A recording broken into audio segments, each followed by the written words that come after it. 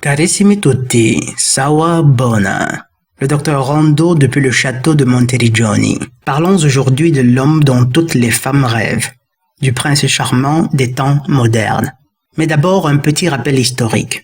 Selon Wikipédia, le personnage du prince charmant semble remonter à Charles Perrault, qui toutefois dans ses contes ne fait pas usage du qualificatif charmant. C'est apparemment Walt Disney qui attribuera l'épithète charmant à ce prince que la compagnie popularisera à travers Cendrillon que vous connaissez tous. Le prince charmant fait donc aujourd'hui partie intégrante de l'imaginaire populaire du monde entier, et ses caractéristiques sont universelles. Premièrement, il est noble, par conséquent abondamment riche, il est beau, forcément, probablement très intelligent. Un premier point intéressant, c'est la présence de ce personnage dans l'imaginaire collectif de toutes les femmes du monde, indépendamment de leur background culturel. Si vous cherchez du lavage de cerveau sur grande échelle, vous voilà servi. Tant et si bien que quoi que le personnage soit un homme sans aucun doute blanc, les femmes des autres races du monde rêvent, évidemment, d'un prince charmant blanc.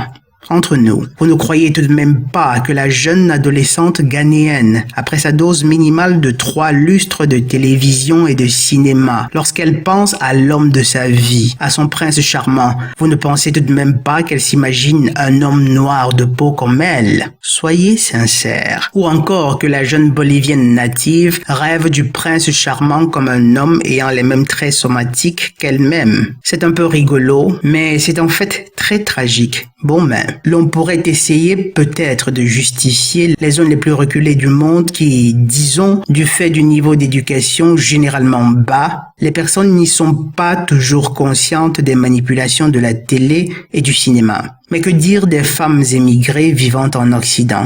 Des femmes instruites? Eh bien, elles aussi rêvent d'un prince charmant qui correspond exactement à ce que la télé nous présente. Maintenant, quels sont donc les traits de caractère du prince charmant des temps modernes?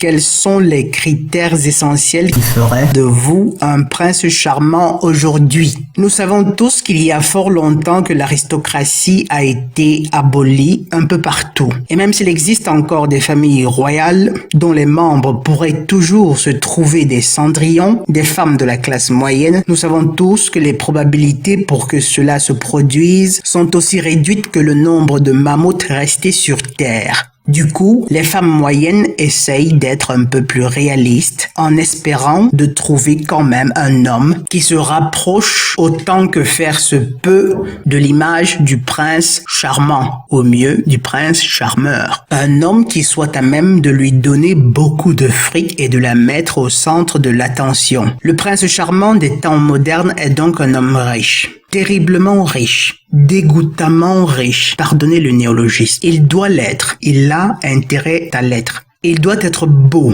beau comme Apollon, grande taille, intelligent, mais surtout friqué. La plupart des femmes vous diront qu'elles ne sont pas si superficielles que ça. Ne vous fiez pas de ce qu'elles vous disent. Elles mentent comme des femmes. Oh, justement, c'est des femmes. Elles sont exactement aussi superficielles que ça. Et peu importe si elles-mêmes sont de grosses baleines qui ne supportent pas de voir un frigo fermé ou des filles vraiment momoches, leurs standards sont toujours les mêmes. Peut-être latents, mais c'est toujours les mêmes. Les belles femmes rêvent du prince charmant que je viens de décrire et les femmes laides en font de même.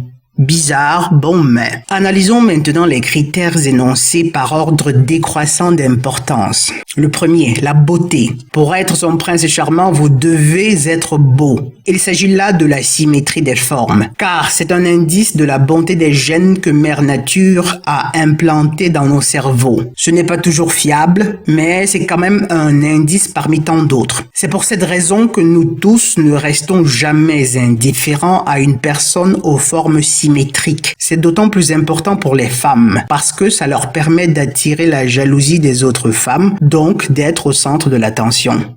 Mais la beauté ne suffit pas. Deuxième critère, être grand et musclé. Là aussi, c'est probablement le résultat de l'évolution. Un homme grand et musclé, ça protège mieux. Ça chasse mieux le gibier. En d'autres termes, c'est comme une garantie qu'elle ne sera privée de rien. Tout ceci se passe au niveau inconscient. Nous pourrions peut-être les comprendre sur ce point en ceci que c'est le résultat justement de l'évolution. C'est l'évolution ou mère nature qui les a conditionnés à ne rechercher comme idéal d'homme qu'un mâle qui soit capable de les protéger des dangers de la nature et surtout capable de pourvoir efficacement à tous leurs besoins biologiques. Mais depuis lors, l'homme a connu le progrès et il s'est protégé de la plupart des dangers de la nature, les animaux sauvages, les éclairs, le froid, la chaleur, etc. Et tout au moins dans le monde occidental, il n'est plus besoin de chasser pendant des jours pour avoir de quoi manger. Mais cette tendance à ne rechercher que les hommes grands de taille, et si possible musclés, est restée chez les femmes. Vous n'avez qu'à faire, pour vous en convaincre, un petit tour sur les sites de rencontres pour remarquer, de par vous-même, la récurrence de ce critère. Je suis bien désolé pour tous les compères de Sarkozy qui ont besoin de talonnettes. Les femmes ne nous aiment pas beaucoup. Au fait, petite devinette, d'après vous, le docteur Rondeau est-il petit ou grand de taille? Restons sérieux. Le troisième critère, l'intelligence. L'intelligence est un critère important pour deux raisons. Premièrement, c'est la garantie que vos neurones sauront la maintenir amusée à longueur de journée et que vous serez assez inventif pour la faire vivre l'aventure, comme si la vie n'en était pas déjà une. Deuxièmement, parce que l'intelligence est un autre indice, surtout dans les sociétés modernes, qui lui permettent de prévoir votre futur succès. Lorsque vous vous demandez comment elle peut vous aimer ou prétendre le faire, malgré votre bas statut, ou votre basse stature, c'est très probablement parce que vous êtes quelqu'un d'intelligent ou de très comique. Ça n'a rien à voir avec la personne que vous êtes ou avec ce que vous éprouvez pour elle. Elle s'en fiche complètement. Ça a tout à voir avec votre potentiel à lui offrir ce qu'elle veut. Le quatrième critère est bien entendu le plus important. Le prince charmant est macroscopiquement riche. La richesse, c'est le critère. Il se suffit à lui-même ou peut compenser efficacement les trois précédents. C'est le symbole ou l'instrument par excellence du pouvoir. Avec le fric, votre champ d'action est toujours bien plus large que celui conféré par votre grande taille, votre beauté d'Apollon ou votre intelligence.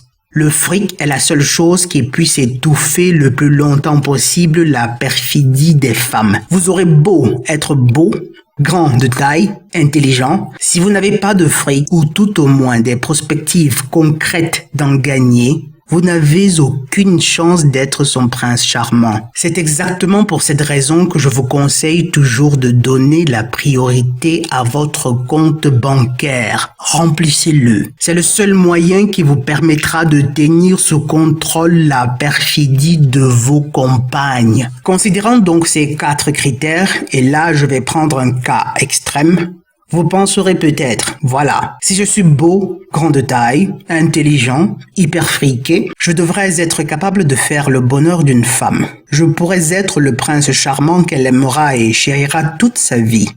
Tout faux, les gars. Nein, kein sein, hein. Mais alors tout faux.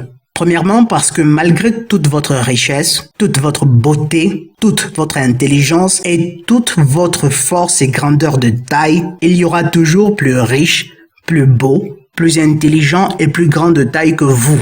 Et nous le savons tous, les femmes recherchent toujours plus que ce qu'elles possèdent déjà. Elles sont hypergamiques. Peu importe si elles possèdent déjà le max des max, elle voudra le max des max plus 1. Plus 2, plus 3, et ainsi de suite. Elles ne sont jamais satisfaites. Il est clair que la chose n'est pas vraiment propice pour une société qui se veut stable et prospère. Car en plus d'illustrer le fait que les femmes sont des éternelles insatisfaites, ça montre à quel point en réalité, elles ne savent que très peu ce qu'elles désirent dans le fond. Et ce qu'elles désirent inconsciemment, c'est un homme fort qui les remette à leur place aussi longtemps qu'il en aura la force et les moyens. Un homme qui leur offre un confort moyen capable de leur donner quelques orgasmes de temps à autre et une bonne fessée à l'occasion. Le problème, c'est que faire toutes ces choses requiert beaucoup d'énergie. Et nul ne peut le faire toute une vie. Et les femmes n'arrêtent jamais de déranger. Même dans le vieil âge, elles continuent. Allez comprendre pourquoi les hommes s'en vont presque toujours en premier. Ce n'est pas parce qu'ils ont travaillé toute la vie, Ils seraient au contraire simplement plus résistants. C'est bien parce que leurs femmes n'avaient cesse de les tracasser psychologiquement. Et tenez-vous tranquille, la violence psychologique tue au moins autant que celle physique. Je crois bien que les pépés qui arrivent à le faire le plus longtemps, c'est-à-dire à tenir sous contrôle leurs femmes, et il y en a de moins en moins, ces pépés sont ceux qui ont eu la chance de trouver une femme qui accepta, délibérément, de se laisser guider par son homme, apprenant au fur et à mesure à utiliser son intelligence à elle pour autre but que celui de trouver tous les moyens possibles pour s'acheter les plus beaux cailloux et les plus beaux sacs en cuir. Le féminisme a enseigné aux femmes modernes que leur intelligence, plutôt que de la mettre au service de l'affermissement de la famille, de l'éducation de nouvelles générations plus intelligentes et plus fortes, il était préférable qu'elles en fissent un instrument de promiscuité et de guerre contre les hommes.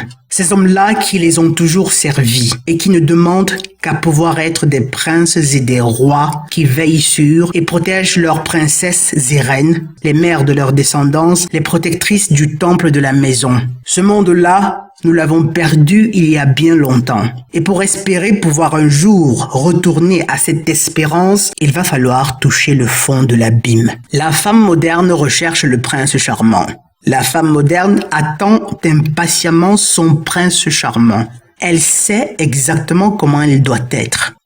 Vous connaissez maintenant les critères. Mais dans cette longue attente, elle n'imagine pas un seul instant qu'elle pourrait, elle aussi, cultiver des vertus appréciées par les hommes. Elle n'y pense même pas. Être une femme lui suffit largement. Et pire encore, son attente n'est pas complètement passive. Elle écume toutes les latitudes du monde, approfondissant ses connaissances d'anatomie du piquet. Elle se fait toucher, tripoter, malaxer et sonder par une myriade d'hommes et continue à croire qu'elle a assez de valeur pour mériter qu'un prince charmant arrive dans sa vie et en fasse sa princesse.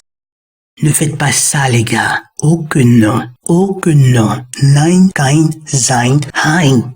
Voilà pourquoi, même si vous correspondez aux critères que les femmes recherchent, même si votre profil cadre parfaitement avec celui du prince charmant, vous avez quand même intérêt à devenir MGTOW. Vous serez serein, vous ferez beaucoup d'économies et vous aurez davantage de moyens de servir votre destinée cosmique et par la même occasion, les femmes apprendront et redécouvriront, nous l'espérons, le sens de la vertu féminine. Voilà, c'est tout pour aujourd'hui. Vous connaissez la règle. Si c'est ma première vidéo que vous écoutez, je la considère une avant-première. Si c'est la deuxième, je veux encore être magnanime. Mais à partir de la troisième, vous avez le devoir de liker ou de vous abonner, et si possible de partager. Enfin, si vous en avez les moyens, un don ne serait pas mal non plus. Mais par-dessus tout, rappelez-vous toujours, soit nous souffrons pour nous perfectionner, soit nous souffrons de nos imperfections. Je suis le Dr Rondo, depuis la tour du château de Monteriggioni. Sawa bona.